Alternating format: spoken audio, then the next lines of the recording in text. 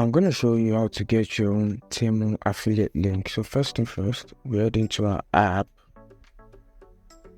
Okay. All right. So on your app, you make sure you sign in and everything. You want to click on this U button right here. Okay. Then you want to go into your settings right here.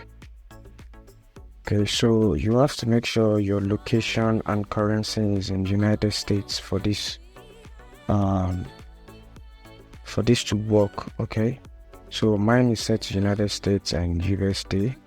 Then we'll go back. All right, so the next thing you want to do is click on categories on the bottom. Okay, then you want to click on the search bar. So what you want to do is just type in affiliate.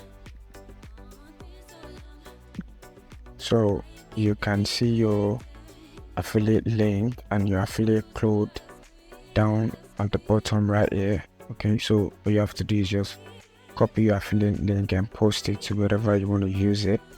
All right, as you can see.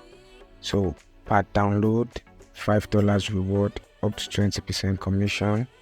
All right, so it's pretty easy and straightforward to share your affiliate link. Make sure to leave a like, comment, and subscribe to the channel.